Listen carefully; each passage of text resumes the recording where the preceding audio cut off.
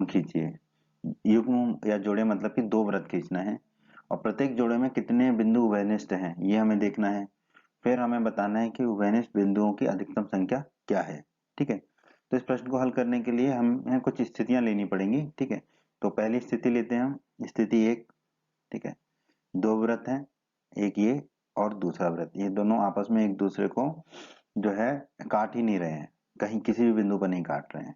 ठीक है, तो इन दोनों में उभयनिष्ठ बिंदु है, कोई कोई उभयनिष्ठ बिंदु नहीं है।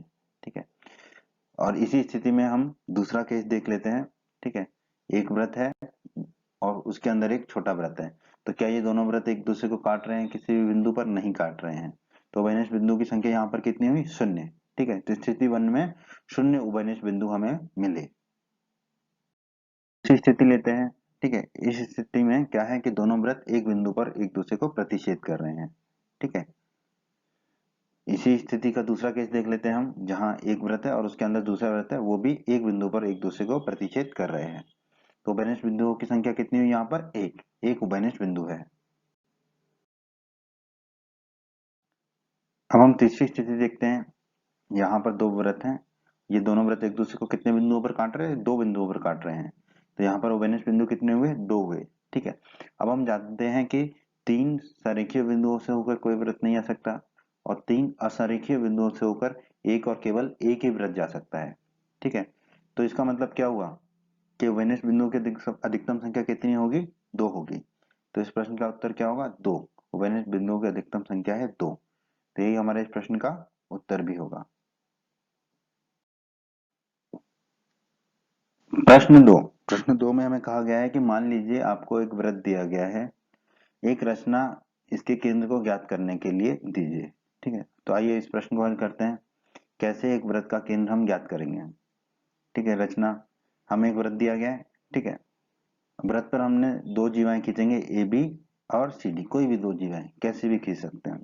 ठीक है, अब जीवा ए बी पर लंब समद्विभाजक पी क्यू खींचिए है। ठीक है, तो जीवा ए बी पर लंब समद्विभाजक पी क्यू खींचना है हमें, तो हमें लंब समद्विभाजक खींचने का तरीका भी पता करना पड़ेगा पहले कि कैसे लंब समद्विभाजक खींचते हैं। ठीक है, तो ए बी पर हमें लंब समद्विभाजक खींचना है, तो ए बी से ए पर हम प्रकार की नुकीली नोक को रख के एक चाप खींचेंगे। ठीक है, ऊपर की तरफ। ठीक है, और जो प्रकार की दूरी होगी नुकीले भाग से पेंसिल की, वो ए बी से आधे से ज्यादा होगी, ए बी के आधे से ज्यादा होगी। तो हमने एक चाप खींचा, उसी प्रकार बी पर नुकीला भाग रखेंगे और चाप खींचेंगे ऊपर की तरफ। उसी प्रकार फिर ए पर नुकीला भाग रखेंगे और नीचे की तरफ चाप खींचेंगे, और बी पर नुकीला भाग रखेंगे और बी पर और नीचे की तरफ चाप खींचेंगे। ठीक है, और ये जो नुकीले भाग और पेंसिल की दूरी है वो ए बी के आधे से ज्यादा होगी।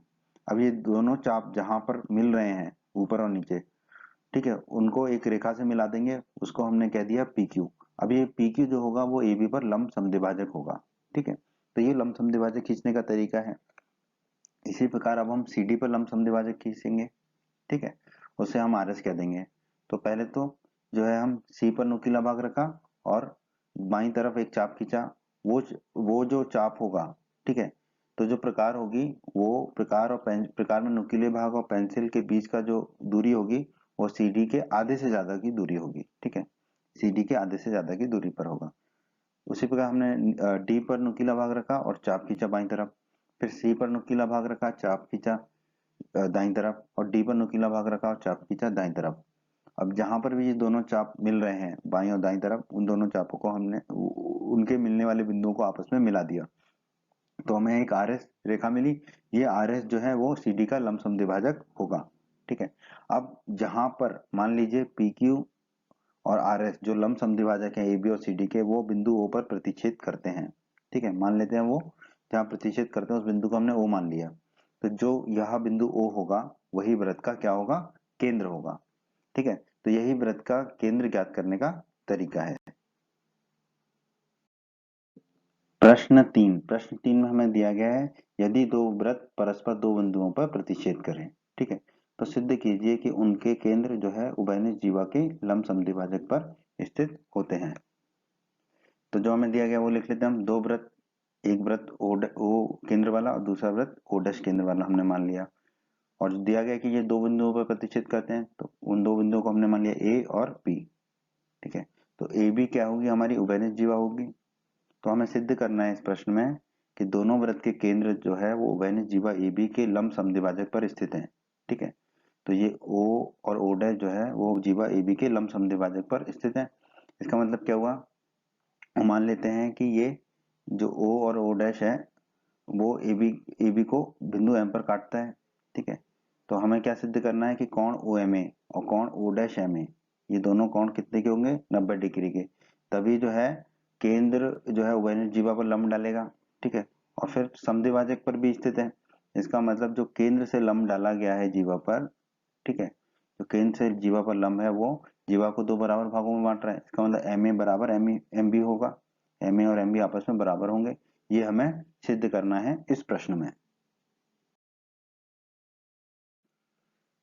इस प्रश्न को हल करने के लिए हमें कुछ रचना करनी पड़ेगी, तो हम पहले वो रचना कर लेते हैं। केंद्र O और बिंदु A को जोड़ें, O और A को जोड़ दिया। केंद्र O और बिंदु B को जोड़ें, केंद्र O और B को जोड़ दिया। केंद्र O डैश और बिंदु A को जोड़ें, केंद्र O डैश और बिंदु A को जोड़ दिया। और केंद्र O डैश और बिंदु B को जोड़ें, तो केंद्र O डैश और बिंदु B को हमने जोड़ दिया। उपपत्ति, आइए अब हम इसको सिद्ध करने का प्रयास करते हैं। तो त्रिभुज AO डैश ऊपर वाला त्रिभुज और त्रिभुज BOO डैश नीचे वाला त्रिभुज, इन त्रिभुजों में देखते हैं हम AO बराबर BO, AO और BO आपस में बराबर होंगे। क्यों? क्योंकि ये एक वृत्त की त्रिज्याएं हैं जिसका केंद्र O है और ये भुजाएं हैं, तो हमने लिख दिया S। OO डैश बराबर OO डैश, ठीक है, O डैश के तो बराबर ही होगा क्योंकि ये उभयनिष्ठ भुजा है। ठीक है, एक ही भुजा है, ये भुजा है तो हमने लिख दिया S। फिर O डैश A बराबर O dash B, O dash A बराबर O डैश B, क्यों? क्योंकि ये भी एक वृत्त की त्रिज्याएं हैं जिसका केंद्र O डैश है, भुजा है तो हमने लिख दिया S। अब SSS नियम से ये दोनों त्रिभुज सर्वांग सम हो जाएंगे। क्रम के लिए क्या करेंगे, हम सभी भुजाओं के पहले अक्षर को ले लेंगे, दाईं बाईं तरफ भी और दाईं तरफ भी।